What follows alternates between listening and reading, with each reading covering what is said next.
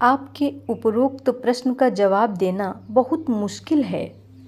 लफ्ज भंडार इस कदर विस्तृत है कि जब हम इस लफ्ज को इस्तेमाल करते हैं तो वह कुल चीज़ केंद्र में इनविजिबल मोशंस अदृश्य चाल के आ जाती है। इसलिए अब इसका अंदाज़ा लगाना मुश्किल है कि फैज़ किस जगह से आता है। एक बात पर शायद किसी ने गौर न किया हो कि ज़र्रे में या अणु में जितने वृत्त केंद्र के बाद और आखिर तक बनते हैं सब मौजूद हैं। लिहाजा एक ज़र्रे से वही फैज़ मिल सकता है जो असल भंडार से। कहीं मेरे इस लिखने से लोग यह न साबित कर लें कि मूर्ति में भी ज़र्रात मौजूद है और हम अगर उसकी पूजा करते हैं तो उसी फैज़ से हम संतुष्ट होते हैं। अणु से प्राप्त करने के लिए ऐसा शख्स होना चाहिए जिसकी कैफियत निस्तबन वैसी ही हो गई हो, जिसकी निगाह ऐसी बारीक हो गई हो कि उस चीज़ में ठहर सके। चेतना में बरकत मौजूद है। चेतना को जितना आप शुद्ध करते जावें और उसको असली हालत पर लाते जावें उतनी ही फैज़ की सूरत बदलती जाती है और जब उसमें फैलाव इंतहाई हो जाता है और अपनी संकल्प शक्ति आगे जाने का रुख करती है उतनी ही ज़्यादा चेतना अंतः शक्ति पर पहुंच जाती है। वहाँ काफ़ी क़याम के अगर अभ्यासी में हिम्मत है तो उसकी उड़ान या परवाज़गी कायम रहती है और उसकी भी इंतहाई हालत आ जाने पर अंतः शक्ति के दायरे से निकलकर उससे आगे उसकी पहुँच हो जाती है। फिर भी अगर हिम्मत बाकी है तो इस दायरे को भी छोड़कर आगे पहुँचने की खुशखबरी मिलती है। इसमें भी जब काफ़ी तैराकी हो जावे तो इससे आगे पहुँचने की संभावना होती है। अब हम यहाँ पर पहुँच गए तो एक दायरा और रह जाता है, उसमें पहुँचकर जीवन मोक्ष दशा मिलती है। ऐसा शख्स अगर फैज़ दे तो हम उस फैज़ के बारे में बस यही कहा जाएगा कि बिल्कुल असल फैज़ है। उसका हर ज़र्रा इतना शुद्ध हो जाता है कि वही हालत सरायत कर जाती है। अब यह चीज़ कहाँ से आती है? जगह मैंने बता दी, अब टटोल आप खुद लें।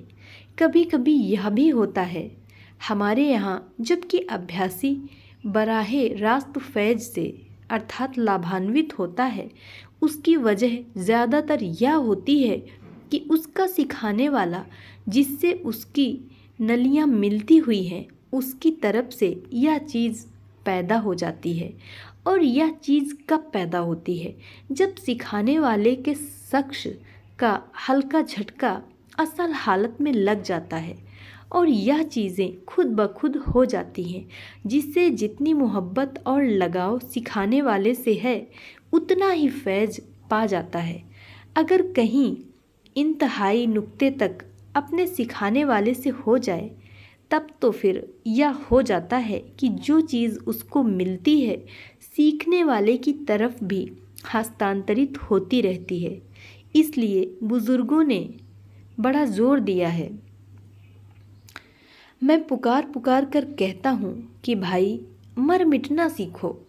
इससे बढ़कर कोई इबादत नहीं और भक्ति का भी असल मतलब यही है। आपका चौथा सवाल है, क्या फैज़ वह ताकत है जो दुनिया बनाता है या इसके बाद वाली कोई चीज़ है निज, या कि क्या फैज़ ईथर से बारीक होता है या ईथर ही है या उससे मोटा? फैज़ अगर दुनिया बनाने वाला फोर्स है तो बिगाड़ने वाले फोर्स को आप क्या नाम देंगे? अगर फैज़ में सिर्फ बनाव की सूरत ही समझी जावे तो इसके मायने यह होंगे कि तवज्जो से लेकर हम हर वक्त बनते ही रहें। ईश्वर ने अगर अपने फैज़ से जमादात खनिज पदार्थ, वनस्पति पदार्थ, जीव प्राणी को बना दिया तो सिखाने वाला जो फैज़ देता है उससे भी हमारी कोई न कोई शक्ल पैदा होती रहेगी, यानी बढ़ोतरी हम में बढ़ती रहेगी। ईश्वर को एक मानना स्वप्न हो जाएगा और आखिर में हम किसी दिन के ना रहेंगे। मेरी समझ में यह नहीं आया कि यह सवाल आपने कैसे कर दिया। यह सवाल आते ही इसका जवाब तो खुद मिल जाता है। फैज के मायने फ़ायदे के हैं। जिस चीज़ से फ़ायदा ना हो उसको फैज नहीं कह सकते। फैज ईथर से बारीक या मोटा होता है, इसका जवाब भी मैं दे सकता हूँ फिलॉसफी के साथ। मगर भाई इसकी ज़रूरत नहीं मालूम होती कि बेकार दिमाग सोजी की जाए। और भाई ऊंचे ख्याल के इजहार में मेरा दिमाग बहुत ज़्यादा थक जाता है और फिर भी अगर ज़रूरत हो तो 10 दफ़े इस पर लिख दूंगा। इसका जवाब गो ऊपर बहुत कुछ आ चुका है। बस इतना समझ लीजिए कि जिसकी पहुंच ईथर के ऊपर है उसको हिस्सा वहाँ से मिलता है और जिसकी पहुंच जहाँ तक उसको वहाँ से है उसको उतना। धन्यवाद।